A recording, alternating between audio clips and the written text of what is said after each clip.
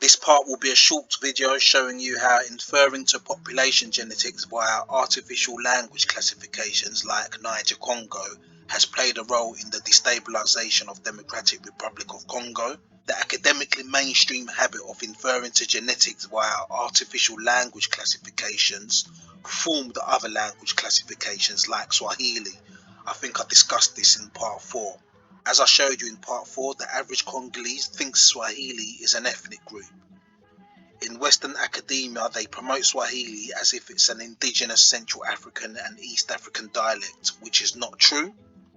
To be blunt, without going into too much details, the Swahili is equivalent to like a mixed trade language, like a Creole language. It's not Creole, but it's like a trade language that is basically mixed with Arabic and indigenous African words. This came about via slavery, and it's not the original language of the indigenous Central Africans, just to be clear. Would it be a surprise to you why Western academia heavily promotes Swahili? Well, obviously because it plays a role in distorting indigenous Central Africans' identity to the point people think that Swahili is an ethnic group. That's why they would obviously promote it, or well, that's why the powers that will be will make sure that it's promoted. And most people don't even know the word Swahili itself comes from an Arabic word. It basically means a coastal dweller. It kind of reminds me of the ethnic distortion in Cameroon coastal areas, where they basically just call all the coastal groups Strawbantu, and you don't basically get to differentiate between which groups are who, because as I was explaining in part 7, some of those groups actually come from Congo regions. Those of you who watched part 2, can you remember I explained how the theory magicians classified the mixed Arabic vocab Swahili language as Bantu and deliberately and strategically ignored the fact this language spread due to the Indian Ocean trafficking of indigenous Central Africans to the coasts of East Africa, where the Arab Swahili language basically developed.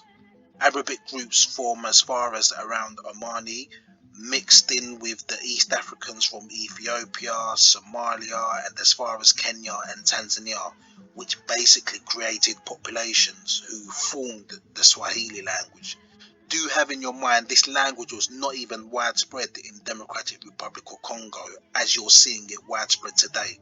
Even when the missionaries first stepped into Congo, they couldn't even document Swahili as a language or ethnic group, as it was barely existent there. In fact, they already knew it belonged to what they were calling the Hamites at the time. In fact, they even documented that the so-called East African Hamites were not indigenous to Democratic Republic of Congo. They literally documented that. This was part of their accidental honesty prior to finding stronger needs to demonize the term Bantu. You can even look at the listings of the Congolese ethnic groups before the Bantu expansion line became popular. You won't find any documents of indigenous Congolese groups called Hima, Tutsi or Banyamulenge, or basically Rwandan groups that are basically of Ethiopian descent. With the procedural behavior of inferring to genetics via artificial linguistic classifications, the missionaries were able to basically place foreign groups into the interiors of Congo to basically take over the entire East region. Adding to this, even in Guthrie's codes, when the first codes came out, there wasn't any J code, there was just E codes in the region where there's a lot of infiltration going on. There was no J codes at all, so that's something to think about.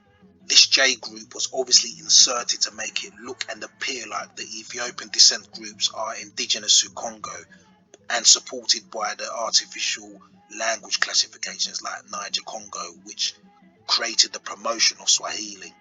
I'm now going to make some references to more Hema and Tutsi groups, and this doesn't apply to every single Hema and every single Tutsi, but I'm speaking to those that are complicit and those that are basically being silent despite knowing exactly what's happening in Congo. Some Hema groups will honestly tell you they descend from Ethiopia, however, in the mainstream academic world, they refuse to bring this up. They will just go ahead with procedural statements such as the Hema groups are haplogroup E and they speak a Niger Congo language, and Swahili is a Bantu language which makes them Congolese. That's the world we live in today. We must not forget, though the Hermetic hypothesis is deemed a myth, many so-called Tutsi Rwandans held the idea that they are the link for the lost white tribe, and they have been heavily supported by the West since the birth of these hypotheses. You need to remember that. Here are the images of the so-called Lendu people, which some of you may have not seen before. In general, they look strikingly distinct from the Hema groups, which is contrary to mainstream media reporting belief. The reason why I said the so-called Lendu is because these indigenous groups that are being massacred are usually reported as Lendu, but they aren't all exactly Lendu. If they are not, then who are they? If you watch part 3, you should already know it's also the same so-called Bantu groups or pygmy groups who the media state are being subjugated by the Bantus are also the ones that are basically being massacred in those same areas. These so-called Lendu groups are heavily mixed with their fellow indigenous Central Africans in those northeast regions. It's basically a reporting tactic to report the deaths as Lendu only. These so-called Lendu are also the same groups of people who are dying from these man-made Ebola viruses. When the media go to take photos, they rarely caption that they are taking photos of so-called Lendu. So for example, in this UNICEF aka Social Science Humanitarian Company, what they basically say is displaced persons in the caption of the photo. They want, or it's very rare that they will say Lendu people, because they want to keep it open-ended on who these people are. When these viruses take place, strangely most of these victims are not Hema, which you may not know, hence why they don't specify the ethnic groups in their photos, so basically keep it open-ended. In the average person's head, you're probably thinking there's multiple different ethnic groups, you know, fleeing whatever's happening in that northeast region, but it's those groups that are indigenous to that region. You don't see the so-called Hema people. That's why they don't like to specify the ethnic groups either. This also has to do with the consistent reporting of conflicts as civil wars, when it's specifically multiple groups, including the so-called pygmy groups, who are basically defending their land from invaders. But it's more beneficial for the West to report it as a civil war, to basically blur the lines. So what they need to do is purposely call the Hema Bantu to basically make it look like a civil war. If a group of Hema basically massacre any ethnic group that's below 5'5", that's when maybe you will hear the term Bantu, but they will not specify that it was the Hema that done it. You will just hear the word Bantu. And if you watch part 3, you should already get the picture why. This controlled opposition named Jean-Pierre Bemba, he was basically convicted for large massacres against the Pygmies, where basically foreign Ugandan groups and East African groups basically went into the northeast regions and massacred lots of people, including the Lendu groups. But because some groups were obviously under 5'5", this one obviously got more attention, if that makes sense. And they basically specifically made it look like it was just the pygmies that was massacred, of course.